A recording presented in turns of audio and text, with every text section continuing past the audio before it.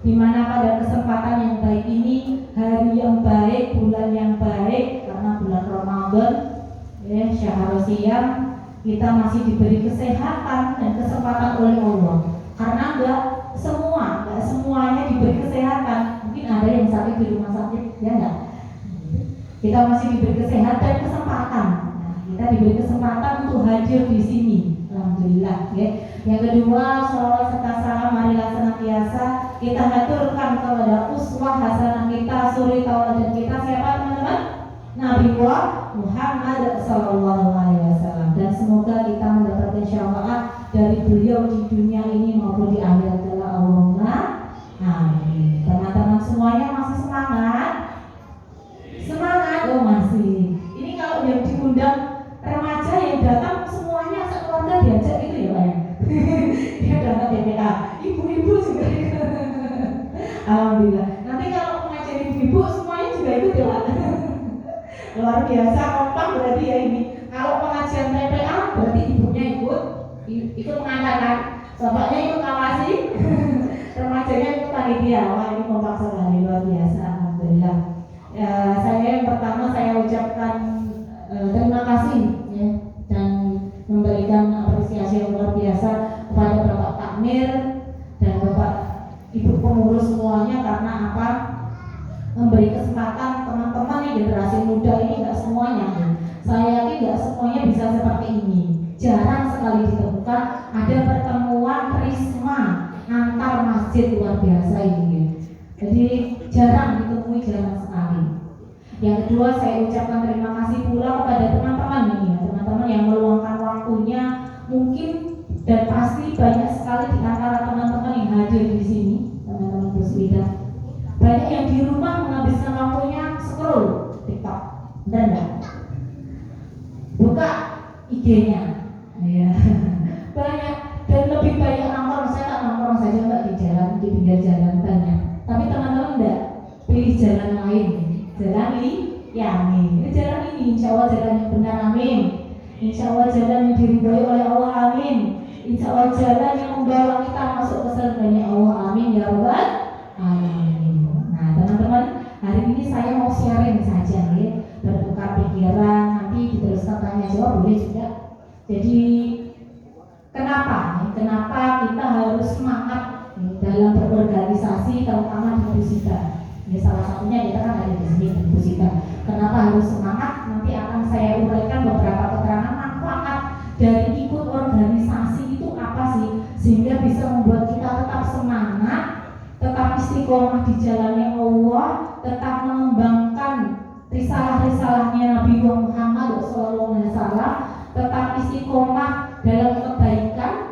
Benar sekali tadi yang diberikan dari Bapak Susilo bahwasanya surah Al-Imran ayat 104, saya ingat sekali. A'udzubillahi minasyaitonirrajim. Bismillahirrahmanirrahim. Wal takum minkum ummatun yad'una ilal khairi wa ya'muruna bil ma'rufi wa yanhauna 'anil munkar wa ulaika humul muflihun. Shadaqallahul 'azim. Yang artinya, dan hendaklah ada di antara kamu segolongan orang yang mengajak kepada kebaikan dan mencegah dari kemungkaran, dan mereka itulah orang-orang yang beruntung.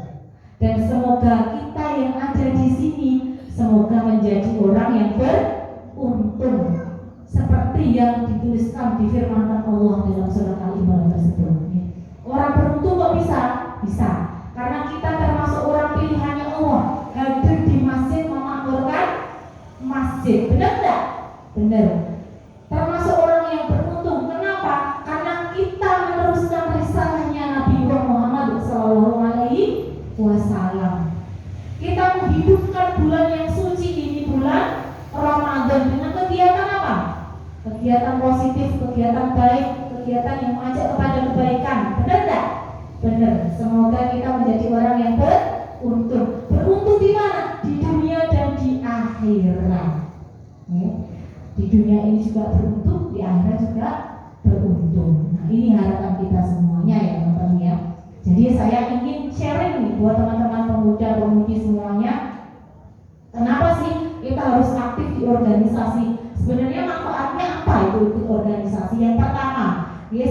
sebagai wadah mengasah minat dan bakat kita.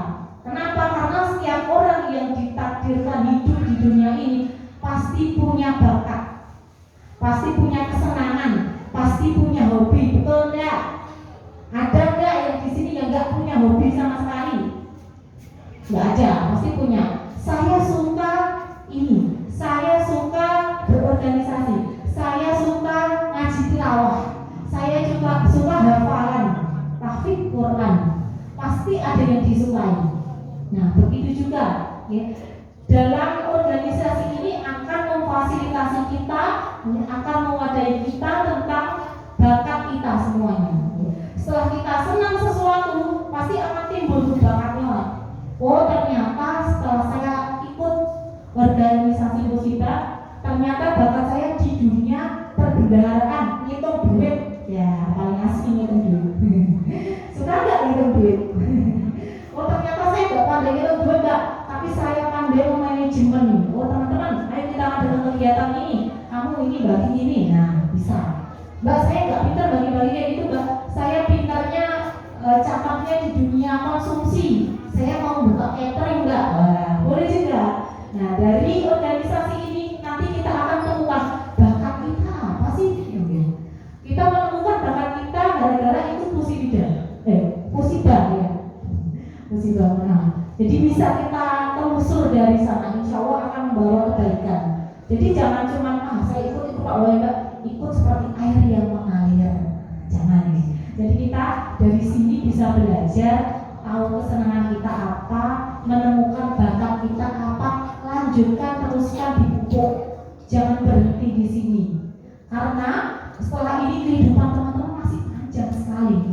Jadi tidak hanya dari sini start here, finish here, no. Ini karena pemuda-pemudi untuk bahasa Inggris itu. Jadi tidak hanya start here, finish here, tidak hanya startnya di sini, finishnya juga di sini, tidak. Start here, very important to ask for future. Oh, artinya apa? Jadi dari awal dari sini ke depannya itu teman-teman punya jalan yang lurus, punya pegangan yang kuat. Contohnya kalau koki sebelum dianggap koki profesional, dia harus bisa menyuguhkan makanan yang enak, yang terjamin, yang luar biasa, yang membuat mata terpana, betul tak? Sebelum jadi koki profesional, sebelumnya apa yang harus dia lakukan gitu kan, harus ada itu urut-urutannya. Nah, seperti kita juga seperti itu. Koki kalau mau menjadi koki profesional, dia juga harus punya bahan-bahannya. Dia sudah siap nih. Oh, alat-alat masaknya sudah siap, bahannya sudah siap, harus kita siapkan. Yang kedua adalah potensi atau kemampuannya. Kalau koki nggak pintar masak, nggak bisa dia disebut koki profesional. Kita juga begitu.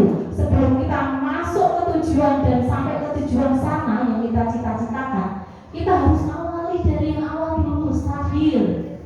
Dari musibah ini insya Allah akan menjadi jalan awal kita untuk mencapai surganya Allah. Amin. Kita sudah punya punya motivator, punya semangat yang luar biasa. Siapa? Pak Takmir. Kenapa? Karena mendukung teman-teman untuk menjadi lebih baik, memfasilitasi teman-teman untuk menjadi lebih baik. Dari Bapak Ketua sendiri juga memfasilitasi teman-teman untuk mengembangkan bakat teman-teman semuanya. Ayo digerakkan, ayo para pemuda-pemudinya mana? Ayo diajak, mengajak kepada kebaikan. Itu kekuatan kita bersama teman-teman. Karena nggak semuanya takmir bisa begitu, nggak semuanya. Kalian harus bersyukur sekali dan manfaatkan kesempatan ini. Karena kesempatan hanya sekali, nggak ada kesempatan 2 kali, 3 kali, 4 kali.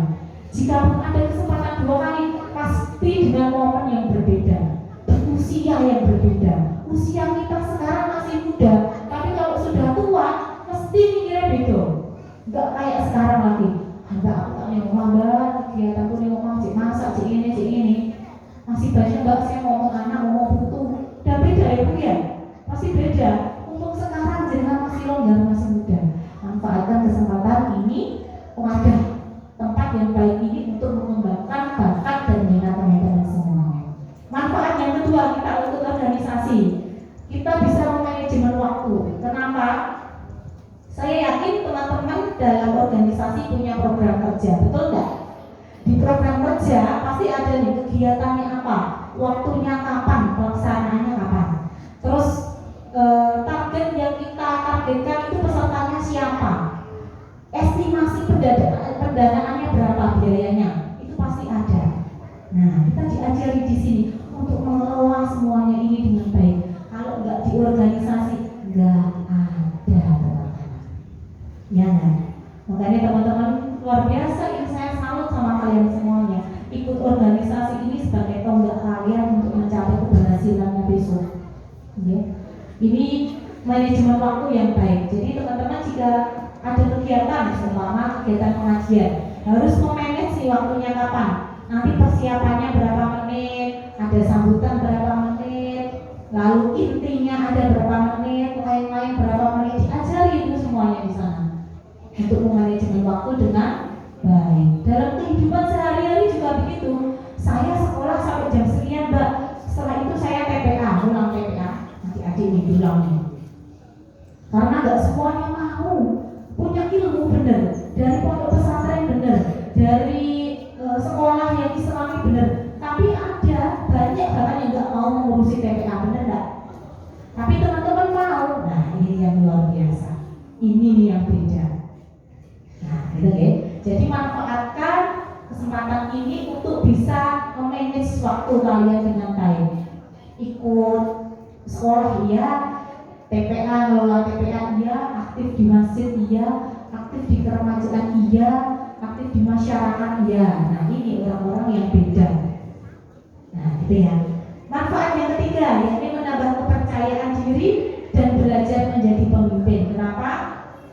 Karena lewat organisasi kita akan belajar percaya diri. Karena saya merasakannya, itu organisasi dari tingkat desa, tingkat kecamatan, bahkan kabupaten, ikut juga dari tingkat provinsi sampai di provinsi, saya belajar percaya diri. Yang awalnya dulu tuh saya pemalu deh, ya benar. Saya itu pemalu, jadi kalau ketemu orang saya tuh nunduk ini, nggak berani angkat ini. Sejak SMP saya itu pemalu gitu. Tapi kalau lama belajar berorganisasi, bersosialisasi dengan orang lain, antar pekerjaan, antar gender dan sebagainya, saya belajar. Akhirnya berani belajar berbicara di depan umum, akhirnya berani. Di depan orang banyak banget, 1000 orang pun saya berani. Awalnya pasti nggak berani sama sekali, malu. Bahkan kalau bicara di depan orang tuh gedeg, megang gedeg ya. Ada nggak pernah nggak yang megang gedeg? Pernah ini. Nah, makanya belajar dari kesempatan ini, organisasi ini manfaatkan untuk belajar. Walaupun misalnya MC profesional pun ya, beda tempat, beda orang yang menonton, yang melihat itu pun beda. Saya kalau sedang MC di depan teman-teman, adik-adik TPA biasa, bahkan 1000 orang biasa Pak. Tapi kalau di depan, pernah itu di depan Pak Wakil Presiden, pernah kebetulan saya disuruh MC, pernah menduduk begini Pak. Kalau menduduk begini, karena beda orang. Nah, tapi kita belajar bagaimana caranya bisa memanajemen diri biar nggak duduk di depan orang tuh bagaimana. Belajarnya dari mana? Dari organisasi. Nah, ini yang sebenarnya. Jadi manfaatkan kesempatan yang langka ini. Berikutnya kita belajar juga jadi pemimpin. Karena setiap orang, setiap diri adalah pemimpin. Benar nggak? Di hadis riwayatnya Bukhari Muslim. Ada nggak? Ayo coba. Kullukum ra'in wa kullukum mas'ulun an ra'iyatihi. Setiap kalian, setiap diri kita adalah pemimpin, dan setiap pemimpin akan dimintai pertanggungjawabannya. Paling enggak diri kita sendiri, kita memimpin diri sendiri.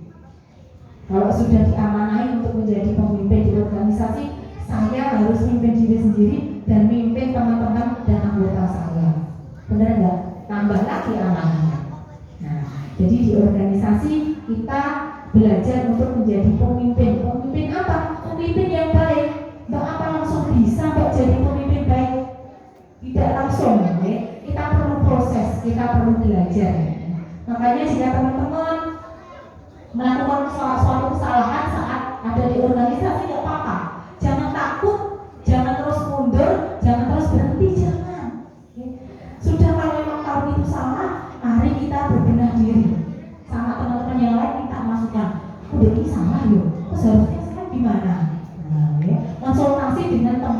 atau orang yang lebih profesional gitu ya. Jadi kita tahu kesalahan gimana, apa yang harus kita lakukan selanjutnya. Jangan malah mundur, wah aku udah ini mbak, bareng ngitung keuangan organisasi, bareng mengadakan kegiatan pengajian, malah apa? Malah salah, bisa mbak berarti aku stop berhenti dari organisasi. Jangan. Ya, tetap lanjutkan, harus perbaiki. Bagaimana caranya saya lebih baik dari yang kemarin setelah melakukan kesalahan. Jangan ada kesalahan dua kali setelah ini. Nah, di organisasi kita belajar itu semua, teman-teman. Yang berikutnya, manfaatnya adalah mengukur kemampuan diri. Ya. Kalau kita tadi sudah belajar tentang, oh saya senang, saya bakat dengan hal ini, nah, kita ikut organisasi, oh ternyata kita bisa mengukur kemampuan kita. Oh saya pandai di dalam memanage organisasi, oh berarti pantasnya jadi ketua. Oh saya pandai dalam mengelola organisasi, pantasnya jadi koordinator bidang keorganisasian. Oh saya pandai dalam berdakwah, saya senang berdakwah, nggak terlalu ini kesana ikut pelatihan dan sebagainya, ikut halakot dan sebagainya. Nah berarti itu pandai menjadi bidang koordinasi kedakwahan, bidang dakwah. Nah kita tahu nih kemampuan kita di sini dari apa? Dari organisasi, teman-teman. Yang sedang kalian ikuti saat ini. Coba kalian gak ikut organisasi musibah, belum tentu kalian bisa mengikuti, bisa mengetahui potensi saya di bidang dakwah itu apa. Belum tentu. Makanya dari awal saya mengapresiasi teman-teman semuanya, karena tidak semua orang punya kesempatan yang sama. Benar nggak?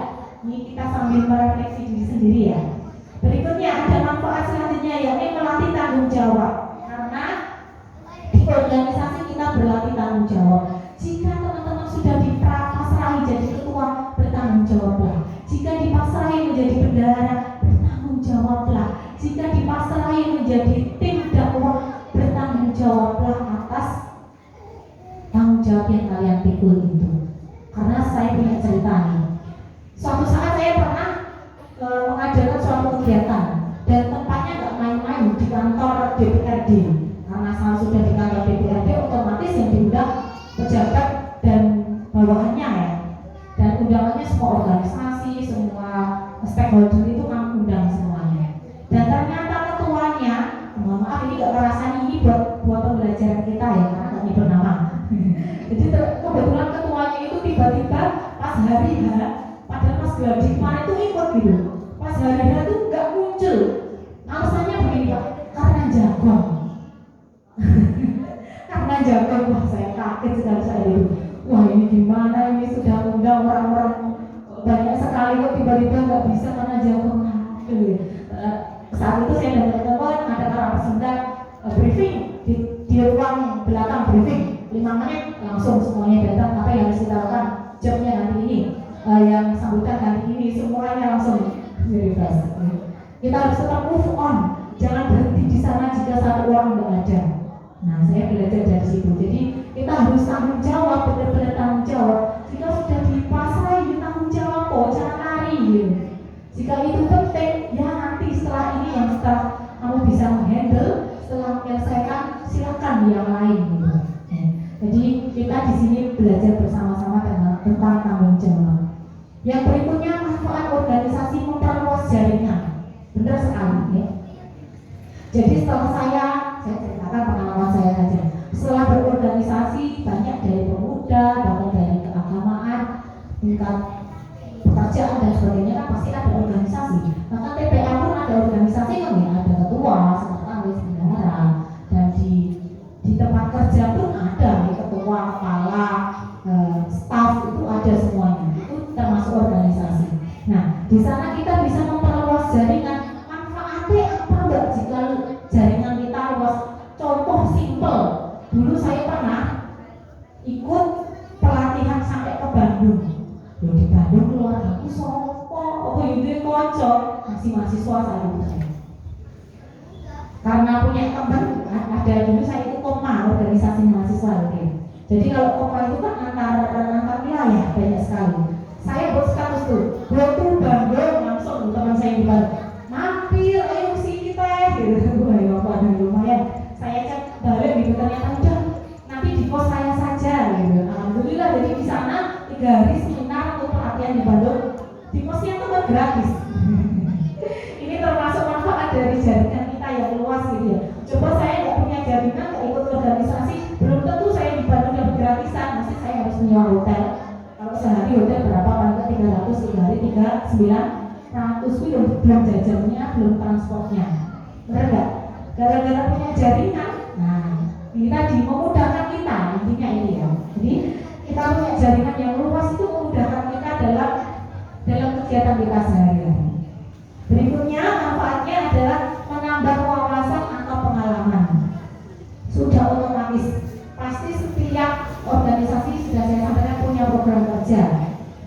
Musibah juga pasti begitu. Mungkin kajian, mungkin pelatihan, mungkin halakoh, mungkin capacity building, mungkin kegiatan refreshing lainnya, piknik termasuk. Wah ini dan penampilan nggak musibah.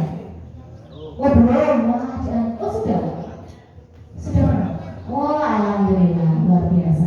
Nah pasti kegiatan itu berbeda-beda, benar nggak teman-teman? Itu menambah pengalaman kita bersama, gitu ya. Pengalaman kita berorganisasi pasti setiap kegiatan itu banyak pengalaman yang kita dapatkan. Jadikan pengalaman-pengalaman tersebut menjadi kenangan yang indah, benar nggak? Pengalaman yang bermanfaat, pengalaman yang luar biasa bagi kita semuanya. Coba ditebak ya, kita tebak-tebakan. Siapa yang tahu lagu ini?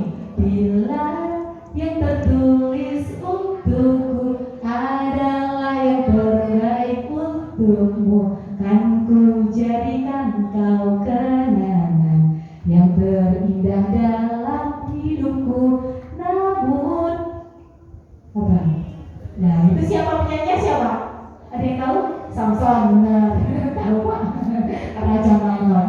Jadi jadikan kenangan yang terindah saat teman-teman ikut organisasi musibah. Mbak, nggak selamanya indah Mbak.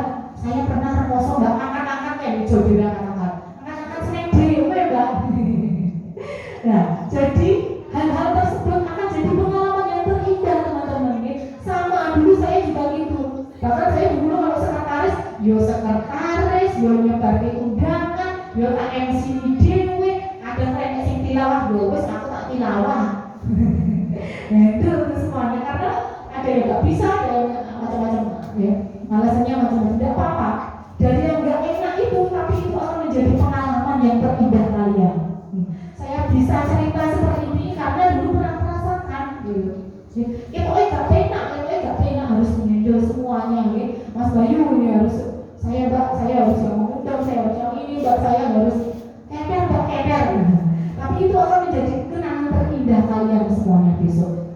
Coba praktekkan.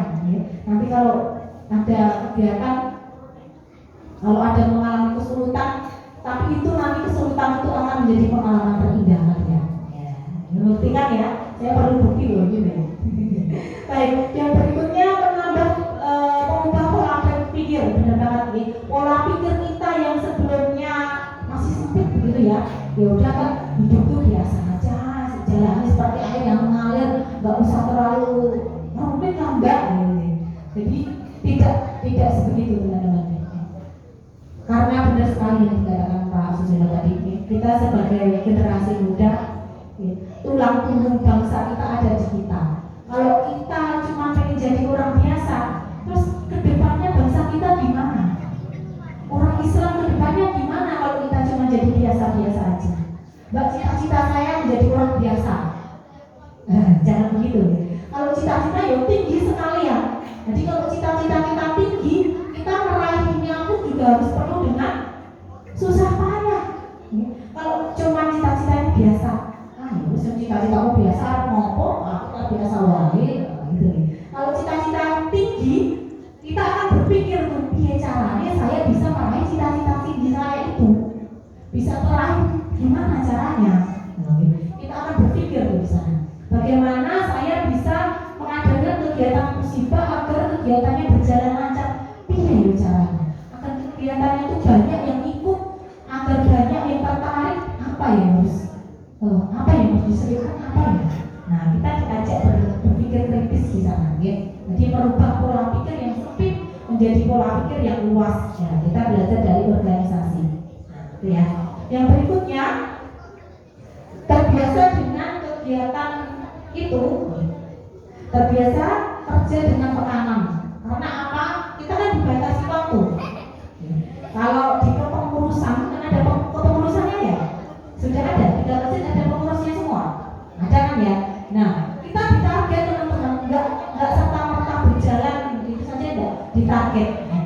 Ada target jangka pendek, ada juga target jangka panjang, harus tuh. Bahkan diri kita sendiri tuliskan dalam setahun. Biasanya kalau saya menuliskan target jangka pendek, jangka panjang itu saat saya ulang tahun. Maksudnya untuk mempermudah dan mengingat saja itu.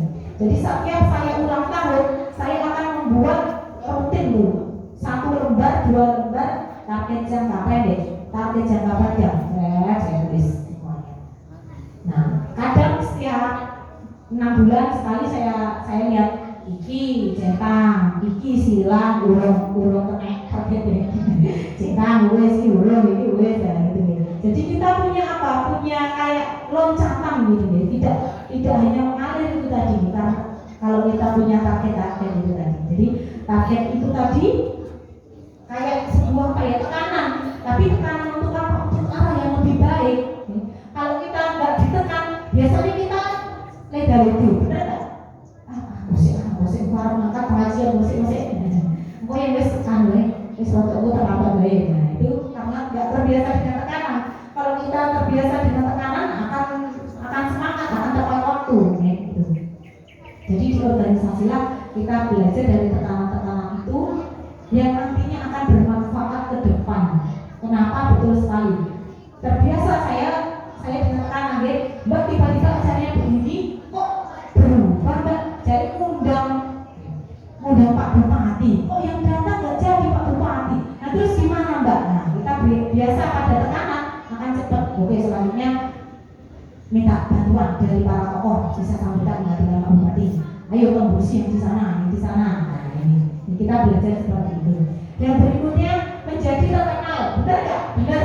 Karena organisasi kita jadi terkenal, bisa dikenal. Oke. Dari Mbak Edi sekretaris, Mbak Edi kayak pernah jadi MC, Mbak Edi seorang penulis. Dari apa? Dari organisasi. Kalau nggak ikut organisasi, belum tentu saya bisa melakukan seperti itu. Belum tentu saya bisa menerbitkan sebuah buku.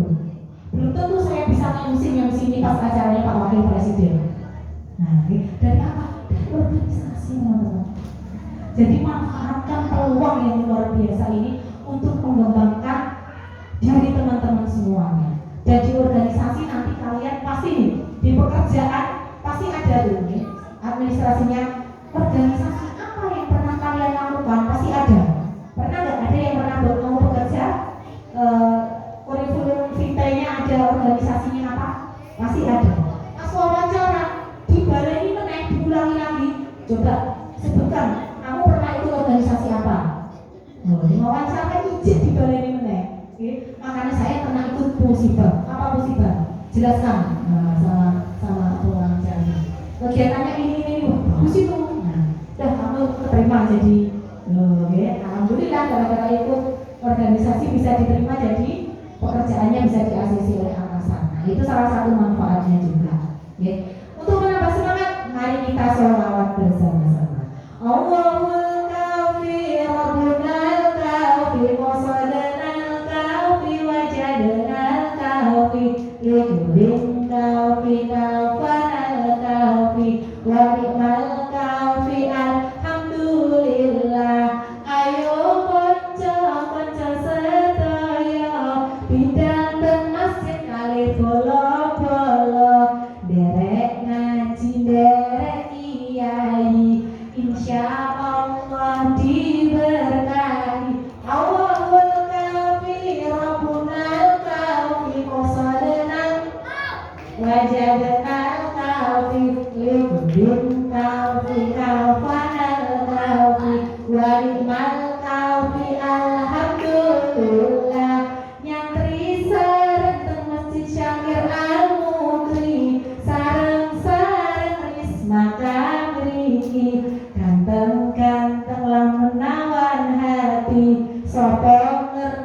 mangsa santri mriki awalul kafi rabbunal kafi qasadnal wajadnal kafi likulil kafi kafanal kafi warimal kafi al manfaat organisasi tambah dulur tambah ngerti konco kata mriko mriki mari kita perbaiki diri Allahul kafi rabbunal wasadnal kafi wajadnal kafi likulil kafi kafanal kafi warimal kafi alhamdulillah. Setelah mengerti manfaat organisasi yang begitu banyak, semoga menambah kita lebih semangat, lebih istiqomah, lebih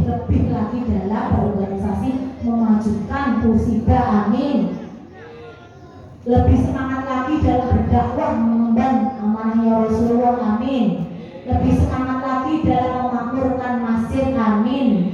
Amin ya rabbal alamin. Ya teman-teman, mungkin cukup sekian dari saya apresiasi teman-teman semuanya.